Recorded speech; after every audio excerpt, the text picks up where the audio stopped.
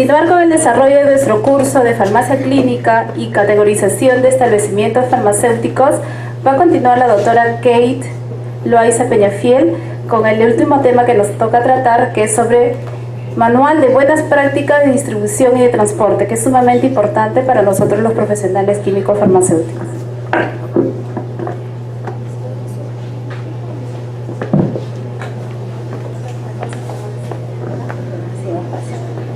Bueno, continuamos. Bueno, esta es la resolución ministerial con la que se aprueba la buenas prácticas de distribución y transporte, como decíamos hace un momento con la doctora, el 23 de diciembre del 2015. Esta norma fue dada para ser cumplida para marzo del 2016, pero de ahí se hizo una ampliación, y la ampliación acaba en diciembre del 2017, es decir, este año. ¿Cuál es la finalidad? Contribuir a preservar la calidad, eficacia y seguridad de productos farmacéuticos, dispositivos médicos y productos sanitarios a nivel nacional y a manera de proteger la salud de la población. ¿Cuál es el objetivo? Su objetivo, como todo manual de buenas prácticas, es cumplir con las condiciones y requisitos mínimos que da el fabricante en la importación, el almacenamiento, distribución, dispensación y expendio hasta el usuario final, ¿no? El ámbito de aplicación debe de cumplir de forma obligatoria los establecimientos farmacéuticos, tanto públicos y privados. Esta norma es para ser cumplida tanto por los establecimientos públicos y privados. Las disposiciones generales, acá vemos los establecimientos que todos estamos llamados a cumplirlos. Estas buenas prácticas de distribución y transporte son factores que pueden afectar los productos en temperatura, humedad, la presión, la vibración. También pueden afectar lo que vienen a ser los insumos farmacéuticos activos, los excipientes, el envase. También y esto va a afectar la estabilidad, la biodisponibilidad y el aspecto de la bioequivalencia, ¿no? Esto es lo que trae consigo las buenas prácticas de distribución y transporte. Es por eso que se hace mucho énfasis en temperatura, humedad, presión y vibración. La vibración también puede poner en riesgo nuestro producto. Entonces, cuando hablamos de humedad y luz, esto está resuelto por el empaque primario, porque se hacen los estudios antes de ser aprobados, ¿no? Y la temperatura es un riesgo no controlado por el empaque. Eso depende de las condiciones ambientales en las que nosotros tengamos a los productos farmacéuticos. Entonces, las buenas prácticas van por una fabricación, el almacenamiento, ¿sí? Y esto está sostenido en procesos controlados que vienen a ser la validación que veíamos en la ponencia anterior. En lo que viene a ser distribución y la llegada al paciente, esto va a ser por procesos van a haber muchos procesos que van a trabajar acá, y estos van a ir de la mano con la calificación. Acá hay un cuadro comparativo de BPA y buenas prácticas de distribución y transporte, BPA versus buenas prácticas de distribución y transporte, ¿no? Y acá vemos el manejo de producto. En la BPA es estático y en la buenas prácticas de distribución y transporte es dinámico. El control de fabricante es in situ y este es en tránsito. El impacto en las condiciones ambientales son de fácil de controlar, poco variable, y acá es muy variable, incluso extremo. Veíamos hace un momento las condiciones para poder trasladar de una región a otra, ¿no? La documentación, normalmente completa, puede ser incompleta o ser difícilmente técnica, ¿no? Recordemos que cuando vamos a trabajar con buenas prácticas de distribución y transporte, vamos a trabajar con un transportista al que vamos a tener que calificar. Requerimientos de regulaciones han sido estándar, y en lo que viene a ser las buenas prácticas de distribución y transporte, las agencias gubernamentales han incrementado últimamente su interés. Esto es nuevo y sigue en implementación. ¿Cómo se transporta? Con cajas de cartón, con camión refrigerado, con contenedores, con palets, contenedores marítimos. Son las formas como se transportan los productos como se transportan tanto por vía marítima o terrestre o aérea. ¿Qué nos pide este manual? Nos pide el sistema de aseguramiento de la calidad, personal, instalaciones, embalaje y despacho, distribución y transporte, documentación y trazabilidad, quejas y reclamos, devolución y contratos para el servicio de distribución y transporte. Todo esto va a obligar a que tengamos procedimientos. Tenemos que desarrollar procedimientos para buenas prácticas de distribución y transporte. En el sistema de aseguramiento de la calidad se va a orientar a políticas de calidad y manual de calidad, y estos van a ir de la mano con el procedimiento de embalaje, procedimiento de distribución y transporte, procedimiento de distribución y transporte de productos vencidos, controlados o falsificados. También tenemos que determinar estos procedimientos, procedimiento de autoinspecciones, procedimientos de limpieza, procedimiento de control de temperatura, normas de seguridad personal y procedimiento para evaluar desvíos de temperatura. Estos procedimientos los tengo que crear y los tengo que evaluar. Cuando hablamos de personal, debe estar dentro del organigrama, debe ser capacitado y calificado, debe estar informado y capacitado de sus funciones y responsabilidades, como cualquier otro manual. Está prohibido de fumar, comer, beber, ¿sí? Llevar plantas, alimentos, medicamentos personales o cualquier objeto extraño al sector donde se va a tener estos productos para ser distribuidos. Se debe usar uniformes adecuados, si se manejan sustancias especiales, llámese radioactivos, narcóticos, citotóxicos, biológicos, tóxicos, inflamables, sensibilizantes, se tiene que utilizar el uniforme aparente para cada uno de esos casos.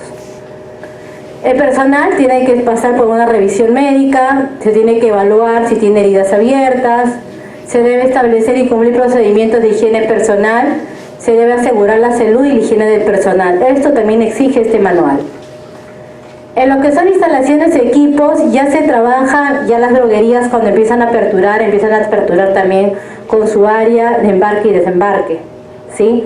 Que es un área que tiene que estar, como ustedes ven, toldeada, con techo, para que cuando yo embarque o desembarque, la tolva no se exponga, la parte abierta, que es la parte de este lado de acá, no vaya al lado del sol.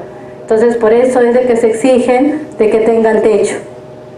Entonces, ahora cuando ya se pasa la certificación, las droguerías se están preparando y están pasando con su área de embarque y desembarque. Si bien es cierto, no está en práctica o no está vigente todavía la puesta en marcha de este manual, pero las droguerías ya se están preparando porque lo que busca al ampliar los tiempos es de que vayamos acondicionando las áreas. Entonces, de disponer de infraestructura y equipo necesario para tener la conservación de la calidad de los productos y dispositivos médicos, se debe cumplir con las exigencias establecidas en el manual de BPA y BPM según corresponda, y el patio de maniobras destinado al uso de los vehículos de transporte deben estar limpios y libres de plagas. ¿Qué instalaciones y equipos voy a tener? Tengo que evaluar la operatividad. Acá volvemos a ver la operatividad, perfil térmico, tiempo que supera la temperatura máxima, fluctuaciones. El transportista es el responsable de mantener y verificar las condiciones de conservación.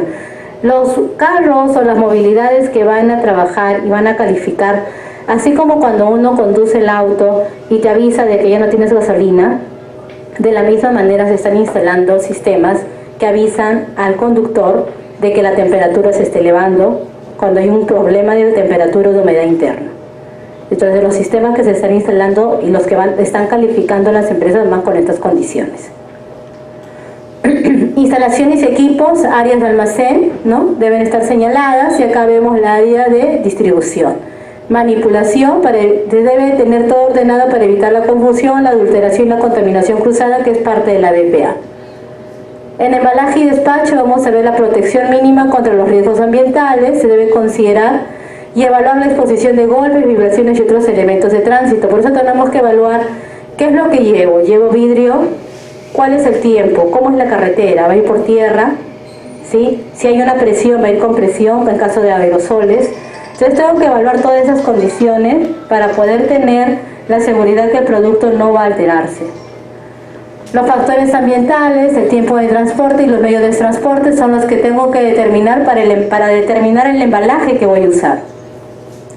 Entonces, cuando vamos a hacer la distribución y transporte, tenemos productos y dispositivos médicos en vehículos cuyas instalaciones no alteran la calidad de los mismos, ofrecen seguridad, son amplios, debe mantener la higiene y debe ser registrada por su operario de limpieza, sus operaciones de limpieza. Así como yo registro temperatura, yo registro limpieza en un almacén, de la misma manera voy a registrar en las movilidades que se va a trabajar, lo que van a trabajar distribución y transporte. Entonces, la bodega del vehículo, ¿cómo debe ser? Debe tener un espacio aislado y acondicionado para que se transporten los productos. Debe protegerse, y ven, tiene un aire acondicionado interno, debe protegerse del calor, la luz, microorganismos, plagas, frío y humedad. Debe de calificarse. Hay empresas que ya están calificándose en Lima para hacer este procedimiento, para cumplir con este proceso, y son empresas que van a terciarizarse. El transporte de productos con cadena de frío debe utilizarse equipos de control climático, documentación del equipo, calificación del equipo que vimos hace un momento, perfil de temperatura, con carga y sin carga. La calificación de diseño va a asegurar que el equipo satisface las necesidades de almacenamiento ante su adquisición y va a determinar la capacidad requerida, cuál es la capacidad útil, cuál es la disposición de racks, cuáles son las alarmas que van a colocarse o se van a implementar, los sensores y los registradores. La calificación de instalación también pasa por ¿cuál es el propósito? Asegurar que los equipos estén en buen estado, correspondan a lo solicitado y asegurar que la instalación del equipo se haya realizado siguiendo las recomendaciones del fabricante. Mantener el riesgo de los manuales de operación de cada parte del sistema y los instrumentos que deben estar calibrados. Entonces, si vemos dentro de este manual, también se está evaluando las calificaciones, la operatividad de los equipos que se van a trabajar, porque es la única forma de garantizar de que se han hecho las evaluaciones previas y que cumplen.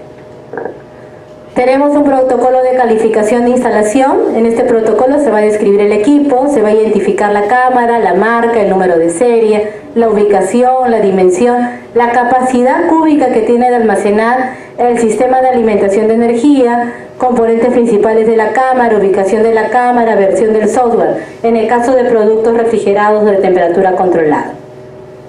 Este es un ejemplo de protocolo de calificación de instalación, donde va lo que mencionamos hace un momento: el tipo de cámara, la estructura, la dimensión, la capacidad, la temperatura, la regulación, los elementos de control, la unidad condensadora, el refrigerante, el tablero, el aislamiento, el tipo de puerta, etc. Cuando hablamos de la calificación de operación, esto se hace tanto con carga vacía como con carga, ¿no? ¿Y qué es lo que se busca? Evaluar que el equipo opera, y se hace por un periodo mínimo de 72 horas, al igual que un mapeo térmico, también se trabaja por 72 horas, y que su funcionamiento obedezca instructivos de operación. Por ejemplo, mapeos en la capacidad útil, verificación de puntos críticos, ubicación de sensores de monitoreo y funcionamiento de alarma. Entonces, esto se va a calificar cómo operan, cómo están distribuidos, cuáles son las áreas frías, las áreas calientes, cuáles son los sensores y cómo funcionan las alarmas, qué tiempo se activan. Estos son los parámetros de operatividad menos distribución de temperatura sin carga, ¿no? Punto frío hallado, la posición 10. Se va determinando el tipo de posición, como les decía, se hace un estudio de áreas y se va calificando dónde voy a colocar los equipos y se les va asignando un número. Entonces tenemos el punto frío hallado, el valor de 4 a 6, y se determina que sí cumple porque necesito que esté en menos de 8. Punto caliente hallado es la posición 3 y tiene 5.4, sí cumple porque está en un rango menor a 8. Entonces la máxima desviación de temperatura es 2.4 grados centígrados y el promedio de todas las temperaturas promedios ven en 4.9, tomando en cuenta que acá se han calificado 10 puntos. Cuando se hace el informe de calificación, se evalúa y se dice, ¿no? El rango de temperatura del equipo sin carga y en condiciones de uso se mantuvo dentro del rango de 2 a 8. Sí, lo marco. Cuando tengo que evaluar los puntos fríos y calientes hallados no afectan el desempeño del equipo, por encontrarse estos valores dentro de la tolerancia. Como vimos hace un momento, los valores, el punto frío está en 4.6 y el punto caliente en 5.4. Está dentro de los valores menores a 8. Observaciones ninguna, conclusiones. El equipo cumple con las características de operatividad para las cuales ha sido evaluado, se marca el sí. Entonces es el informe de calificación que se hace. Calificación de desempeño, hacer pruebas con cámara llena. Allá empiezo a hacer las pruebas con cámara llena para ver cómo va.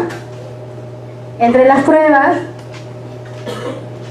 repito, ¿no? Mapeo, verificación, ubicación y tiempo máximo de apertura. Pero recordemos que esto ya está en lleno. Y se empieza a evaluar, ¿no?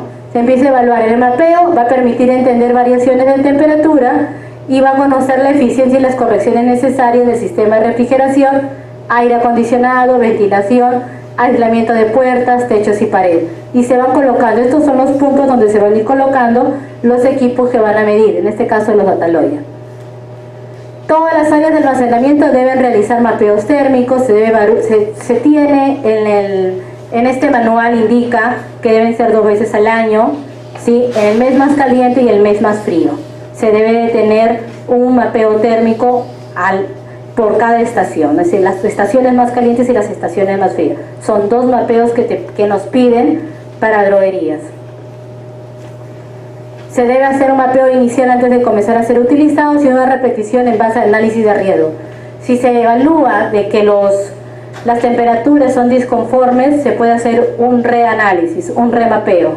¿Sí? Si esto vuelve a salir igual, se tienen que tomar acciones correctivas, probablemente aires acondicionados, implementar.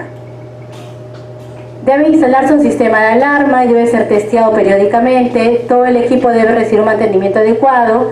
Los instrumentos de monitoreo de temperatura deben ser calibrados periódicamente y deben conservarse archivados adecuadamente en los registros.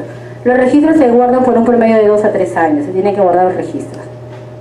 Entonces, ¿qué es un mapeo térmico? Es el cumplimiento de las normas vigentes que exige el nuevo manual de buenas prácticas de distribución y transporte, donde se evalúa qué condiciones está aprobado mi almacén. Si mi almacén está aprobado a temperatura ambiente de 15 a 25, o está aprobado una temperatura controlada de 15 a 25, o a una temperatura ambiente de 15 a 30. Entonces tengo que ir, en base a eso se va a trabajar el mapeo térmico. Tenemos que tener, antes de iniciar el mapeo, evaluar cómo ha sido aprobado este almacén. Puede ser de que la vez pasada hemos hecho un mapeo en una cadena que tenía 7 pisos de almacén, pero 3 pisos tenían una temperatura controlada de 15 a 25 y 4 pisos temperatura ambiente de 15 a 30. Entonces, por cada piso se hace un mapeo diferente, pero se mantienen y se regulan las temperaturas. Entonces se tiene que evaluar en base a cómo ha sido aprobado este almacén. Luego tenemos, para lo cual las áreas donde se almacenan dichos medicamentos deben cumplir los requisitos de temperatura. ¿Y cómo se verifica? Realizando un mapeo térmico. Entonces, ¿qué es un mapeo térmico? Es la colección de datos de temperatura de diferentes espacios en una área para conocer la distribución de temperatura. Se obtiene colocando apropiadamente el número de dispositivos en diferentes secciones en un tiempo mínimo de 24 horas por 3 veces consecutivas. Entonces, por eso que se dice que un mapeo térmico dura 3 días. Después de 3 días se hace el cambio a otro almacén si es que hay, y si no, ahí termina el proceso. Este mapeo térmico busca controlar y monitorear la temperatura, ¿sí? Determina puntos críticos, puntos fríos y puntos calientes. ¿Por qué es importante el mapeo térmico? Porque nos permite conocer la ubicación donde almaceno los productos. Lo que les decía hace un momento, ¿no?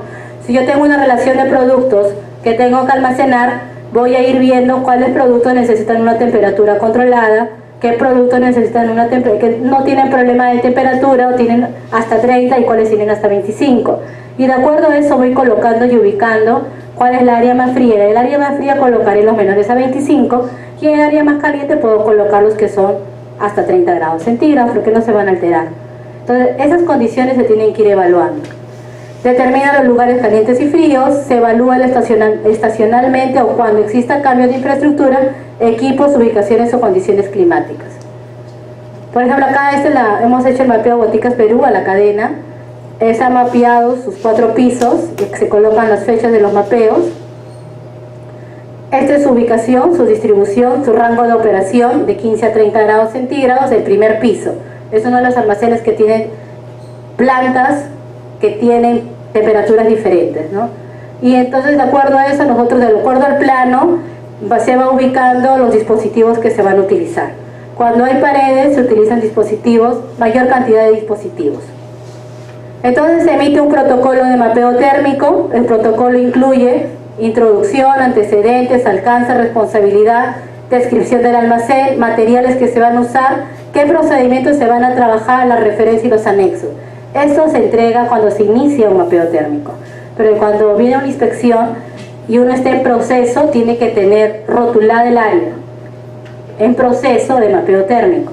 O sea, tengo que rotular el área porque si yo estoy haciendo un proceso, todos tienen que saber que estoy en proceso para que nadie me apague el aire acondicionado. Entonces dentro de las buenas prácticas se exige la comunicación. Entonces se tiene que rotular colocando letreros de proceso cuando inicia y cuando termina, así como la BPM. Y luego se entregan los protocolos de mapeo térmico para que el inspector, el director técnico o quien tenga la curiosidad de leer pueda saber por qué se hace, cómo se hace, qué características se tiene que cumplir. Para eso primero se entrena a los que van a trabajar en esta área para que darle las recomendaciones de qué deben hacer y qué no deben de hacer, para que el mapeo salga como tiene que ser y no se altere el proceso que se está dando, ¿no? Porque, por ejemplo, si me apagan el aire acondicionado, la temperatura va a fluctuar y se va a elevar. Entonces, el aire acondicionado se supone que tiene que ser constante las 24 horas del día, pero puede ser de que haya alguien que tiene la mala costumbre de irse y apagar. Entonces, se les tiene que dar las advertencias. Que el almacén se debe de controlar la temperatura las 24 horas del día. En introducción, ¿no? El proceso de este estudio es verificar que el almacén, se especifica que el almacén de la empresa tal se encuentra operando a una temperatura de 15 a 30 grados para asegurar un adecuado almacenamiento de los productos farmacéuticos. Antecedentes: el almacén de la empresa X es mapeada por primera vez y se encuentra ubicado en Girón Balcázar, la dirección. El alcance: este protocolo es específico para el mapeo térmico de ese almacén, solo para esa área. Se realiza el almacenamiento de productos farmacéuticos, dispositivos médicos y productos sanitarios en un rango de 15 a 30. Responsabilidad: ¿cuáles son las responsabilidades de la empresa? Ejecutar el proceso, coordinar actividades y revisar y aprobar el informe. Una vez terminado, se elabora un reporte. En el reporte, igual, su contenido es introducción, resumen de resultados, resumen de desvíos, evaluación de resultados, conclusión, recomendación y anexos. Dentro del reporte se coloca, ¿no?, el propósito. Se verifica que el almacén de la empresa X se encuentra operando a una temperatura de 15 a 30 para asegurar el adecuado almacenamiento de los productos farmacéuticos, dispositivos médicos y productos sanitarios. Resumen de resultados: la prueba realizada para el mapeo térmico se dividió observando los siguientes componentes: mapeo térmico con carga entre los días tal y tal, dentro de la hora, empezamos el 15, terminamos el 18, 9 horas, 9 horas. De la empresa X, en los siguientes cuadros se observa la temperatura mínimas y máximas, promedios y los porcentajes de humedad relativa respectivamente por cada ubicación. Entonces acá está el reporte y se coloca, ¿no? En este almacén se trabajó con 19 data lawyer, 10 de temperatura y 9 de temperatura y humedad relativa. Se evalúan los 3 niveles: inferior a 0.50 metros respecto al piso, medio de 1.30 y superior de 2.30. Esto va de la mano con los anaqueles que se tengan en empresa y la cantidad de aires acondicionados. Registro cada 5 minutos por 72 horas. La ubicación de sensores, donde están los puntos, en la parte superior, donde se han colocado los sensores. El amarillo es donde se ha colocado en la parte media de cada anaquel. Y el verde es la parte baja, ¿no? El resumen de resultados: temperatura versus sensores, ¿sí? Y se va haciendo un análisis de cómo ha ido comportándose la temperatura. El resumen de resultados de humedad relativa, también lo vemos acá, cuál es el mayor y cuál es el menor, de acuerdo al data lawyer. El promedio es 78.26, se le hizo la recomendación ya para que compren deshumedecedores. Se puede observar que las ubicaciones más calientes en el número 5 y en el número 12 son de 24.38. Y las ubicaciones más frías de 17 y 19. Entonces, mínimamente necesita 4 termohigrómetros. ¿Por qué? Porque necesito tener siempre en el número 5 y en el número 12 un termohigrómetro en cada uno colocado. Porque tengo que determinar que si el área caliente está en menor de 30 grados centígrados, entonces todo el almacén está a menos de 30 grados centígrados porque es el área más caliente. Al igual que el área más fría. Si yo digo que es de 15 a 30, si eso está marcando 17, quiere decir que lo que está hacia adelante en los otros puntos está mayor. Entonces, esas características tengo que tener en cuenta. Es por eso la finalidad de determinar cuáles son las áreas más frías y las áreas más calientes. Respecto a la humedad, se tiene como promedio 78.26, que el mapeo térmico cumple con el criterio de aceptación de temperatura. control de temperatura durante el transporte, y esto se aplica también para el transporte porque se trabajan con los data lawyers. Bueno, ¿y por qué calibraciones, no? ¿Qué es la calibración? Conjunto de operaciones que se determinan bajo condiciones específicas entre el valor indicado por un sistema de medición de valores conocidos por un patrón. Y esto ¿quién lo ordena? El Manual de Buenas Prácticas de Almacenamiento, el 132 de 2015. ¿Por qué es importante entonces calibrar? Para establecer la exactitud de los resultados. Si yo calibro con un patrón que ya está calibrado, entonces yo someto al equipo a condiciones de temperaturas altas y bajas y evalúo cuáles son las correcciones que se tengan que hacer. Hay equipos que pueden medirme 15, 15.2, pero si el patrón dice 15 y el equipo que estoy calibrando dice 15.2, hay una corrección de 0.2. Pero esa corrección se saca en base a fórmulas. El certificado de calibración del equipo patrón es un documento donde se consignan los resultados, error más incertidumbre de una calibración, los equipos, los termómetros, y acá viene lo que les decía, ¿no? El valor real, el valor del termómetro. Entonces, ¿qué tengo que trabajar? Debo interpolar y obtener las correcciones exactas. ¿Por qué? Porque mi valor real va a ser el valor del termómetro más la corrección. Entonces, eso es lo que a veces nos pasa. Cuando estamos en una inspección, nosotros solamente colocamos el valor que vemos en el termómetro, pero el certificado lo guardo. Y el certificado tiene una tabla, y eso es lo que ustedes han calibrado, y es el factor de corrección, que es lo que tengo que restar o sumar. Puede salirme negativo, puede salirme positivo. Si me mide, por ejemplo, 21.5 y mi factor de corrección dice que a 15 grados es 0.4, entonces ya no es 21.5, es 21.9. ¿Sí? Y ese negativo le tengo que restar. Entonces, eso debe de ir en cada termómetro. En el formato de temperatura debo de colocar en la parte superior cuáles son sus valores de corrección, tanto en temperatura como humedad, para que la persona cuando tenga que registrar haga esta resta o suma de acuerdo a lo que corresponde y coloque esa recién va a ser la temperatura real, el valor real. Mientras tanto no estoy colocando el valor real. Acá, por ejemplo, cómo se trabaja las correcciones, ¿no? Se tienen los siguientes valores según certificado: 20, 0.5 de corrección, a 25 grados 0.0 y a 30 0.5. Cuando el instrumento indique 23, ¿cuánto estoy midiendo? ¿Cómo sé si acá no dice? Ustedes dirán, pero acá no dice cuánto mide 23. Entonces, ¿qué hago? Interpolo, hago mi factor de corrección. La corrección se puede aplicar por una simple media entre dos puntos y una ecuación de recto, una ecuación polinómica. Haciéndolo primero tendríamos una corrección de la siguiente manera: si yo veo que de 20 a 25 hay un 0.5 y 23, hago esta ecuación y me va a salir 0.3. ¿Sí? Entonces, ¿por qué? Porque generalmente la calibración se calibra en 3 puntos: a 15, a 20 y a 30.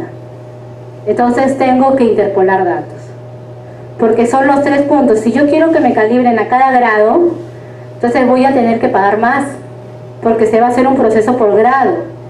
Y es por eso de que ahora siempre se ha trabajado con 3 medidas que son las estándar. ¿Por qué se puede hacer esto? La interpolación. Pero tiene que ser en mi procedimiento. Luego tenemos la validación de embalaje, como hablábamos hace un momento, ¿no? Cómo se validan los el embalaje. Si vemos los coolers y adentro se han colocado los data lawyers. Se hace lo mismo con carga y sin carga y se van colocando la cantidad de refrigerantes que se tienen que utilizar. Entonces, la distribución y transporte es el responsable de mantener y verificar las condiciones de conservación, los dispositivos de monitoreo y registrar la temperatura.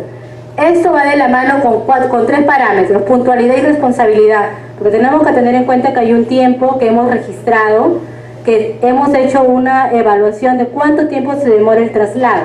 Tengo que trabajar con esto. Los plazos de entrega y la planificación de rutas. Es por eso que siempre, cuando ya se trabaja con distribución y transporte, se validan las rutas, los procesos, las zonas por donde van a transitar.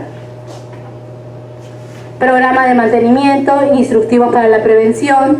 Los productos deben distribuirse de tal forma que permite identificar el embalaje, no contaminar que se tomen debidas precauciones contra derrames, roturas y que se mantengan las condiciones ambientales para del fabricante, ¿no? Lo que indica. Para esto, ¿qué voy a tener en cuenta? Las desviaciones de las condiciones establecidas por el fabricante deben ser evaluadas. Debo de colocar en cuarentena si hay una desviación. Debo de tener procedimientos que establezcan las condiciones que debo de tener si hay variaciones de condiciones de almacenamiento. Debo de tener ya un procedimiento que me diga qué debo de hacer.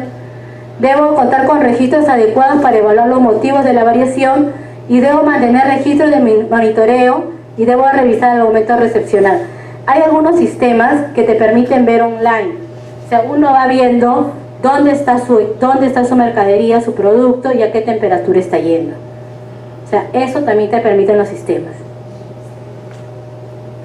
Distribución y transporte tenemos acá que tenemos que tener en cuenta, ¿no? Cuando transportemos material radioactivo, citotóxico, biológico, infeccioso, inflamable, las señales que tenemos que colocar y aparte las señales que tienen que ir también en el transporte, ¿no? Tienen que ir señalizadas.